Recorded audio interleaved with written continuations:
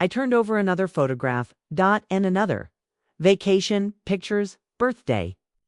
Celebrations, family gatherings. In every image they looked inseparable. Then came a final picture.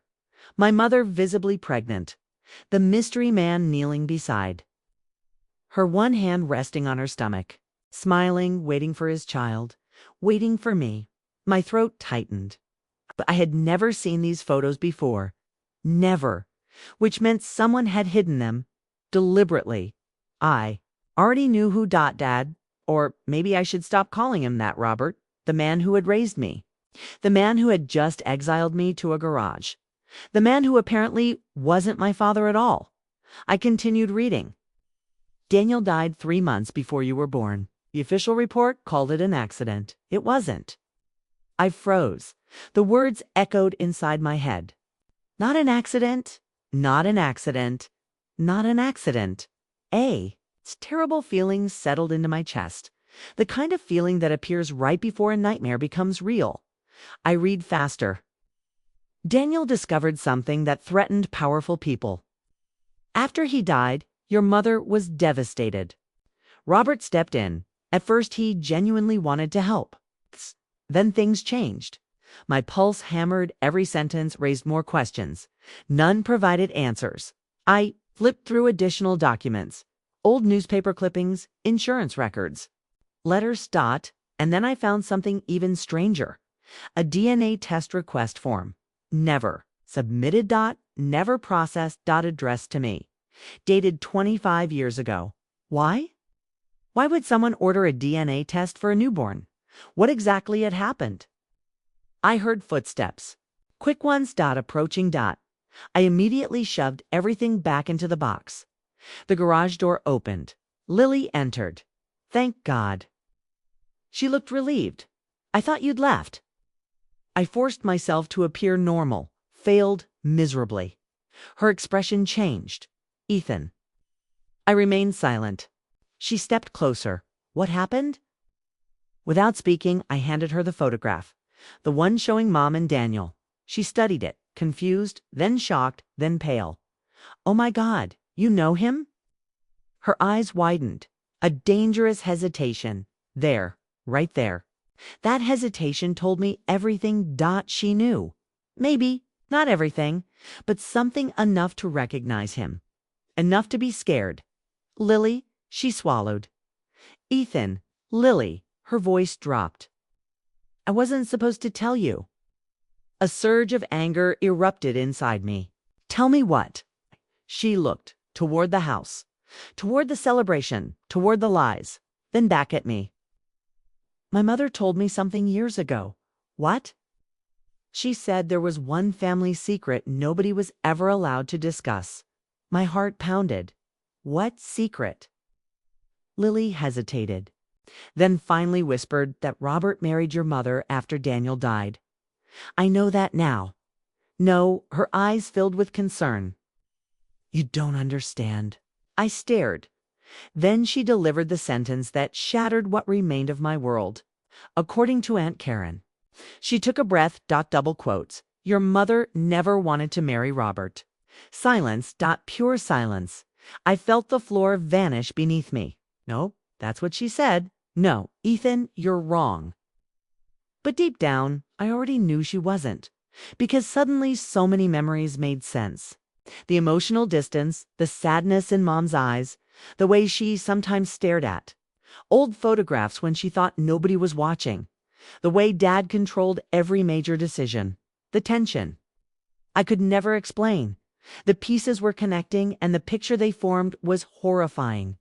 Then Lily said something else, something even worse. There's more. I looked at her. What? She seemed reluctant, terrified. But she spoke anyway. Karen said your mother tried to leave him once. When? Years ago. What happened? Lily's voice cracked. Nobody knows. I stared. What do you mean nobody knows? One day she wanted a divorce. Then the next day she didn't. A cold wave washed over me. That wasn't normal. People don't simply reverse. Life-changing decisions overnight. Not without a reason. not without pressure, or fear, or blackmail suddenly. Every instinct screamed the same thing. Something was very wrong, much worse than. When I had imagined, then my phone vibrated. Unknown number. I almost ignored it. Something told me not to. I answered. Hello? Several seconds passed, no response. Then a voice spoke, old, weak, barely audible, yet instantly recognizable from stories, from memories, from impossible rumors. The voice said, Ethan. My entire body froze, because the man speaking gave a name that should have been impossible, a name belonging to someone who had supposedly died 25 years ago, a name written on the envelope, a name attached to every hidden secret, a name that should not exist. The voice whispered. And then the call disconnected, leaving me standing in the garage, staring at my phone, realizing only one thing: the dead weren't dead. And whatever my family had hidden for 25 years was far bigger than anyone imagined. For nearly 30 seconds, couldn't move. I just stared at my phone. The call had ended. The screen was black, but the voice remained trapped inside my head. This is Michael. Possible. Absolutely impossible. The man was supposed to be dead. My entire family believed he was dead, or at least they pretended to. Yet somehow he had called me. Not only that, he knew about the box. He knew I had opened it, and he was afraid Robert would find out. The realization hit me like a truck. Someone had been watching. Not tonight, not recently, for years, maybe decades. Lily looked at my face and immediately knew something was wrong. What happened? I swallowed. Michael, she blinked. What? Michael just called me. The color drained from her face. That's not funny. Serious. No. He said we need to meet. Lily backed away slightly, as if she'd seen a ghost. Maybe she had, because according to every family story we'd ever heard, Michael Carter died 25 years ago. Yet somehow he was alive and waiting. A text message arrived 30 seconds later, one line, one address, no explanation, no greeting, nothing, just an abandoned lakeside cabin 2 hours outside the city. Then another message. Come alone. I looked toward the mansion. Music still played. Guests still laughed. My parents were probably dancing, right? Now, celebrating 25 years of marriage. Meanwhile, everything around them was collapsing. I made my decision. I'm going. Lily grabbed my arm. Keithan, that's dangerous. Maybe. What if it's a trap? What if it's the truth? She had no answer. Neither did I. The drive felt endless, dark roads. Empty highways. Questions without answers. For 26 years. I'd believed my life was ordinary. Not perfect, but ordinary. Now, I wasn't even sure who my father was. I wasn't sure my family was my family. And somewhere ahead waited a man who had supposedly died before I was born. By the time I reached the lake, midnight had passed. Fog drifted across the water. The cabin looked ancient. One light glowed inside. I stepped out of the car. My heart hammered. The front door creaked open, and there he stood, older, gray-haired, thin, but unmistakably the same man from the photographs. Michael Carter. Alive. Neither of us spoke for several seconds. He stared at me, his eyes filled with emotion. Then he whispered, "You look exactly like Daniel." My chest tightened. Not Robert. Daniel, my real father. Michael motioned me inside.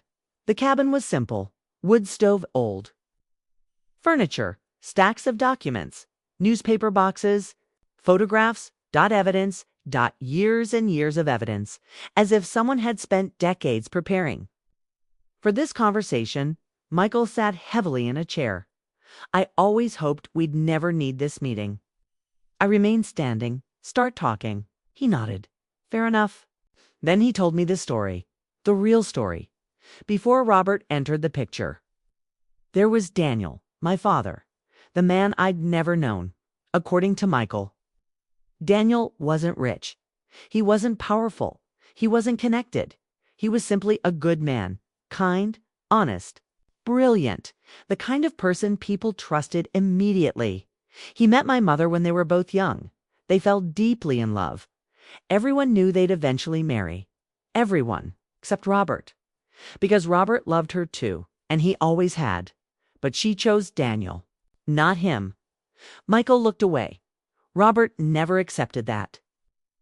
The sentence chilled me, not because of what it said, because of how he said it, like he'd witnessed. Something dangerous, something obsessive, something unhealthy. Then Michael revealed what happened 26 years ago. Daniel worked as an accountant. One day he discovered financial records linking several influential businessmen to a massive fraud scheme. Millions of dollars, fake contracts, money laundering corruption. People were going to prison. Daniel intended to expose it. One problem. One of the men involved was Robert's business partner.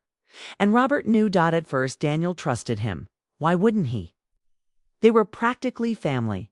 But Daniel didn't realize Robert had become financially entangled in the scheme. Not directly, but enough to lose everything if the truth emerged. Michael leaned forward. What happened next destroyed all of us. I already knew, or thought I did, but hearing it still hurt. Daniel died 2 weeks later. Official cause, car accident, actual cause.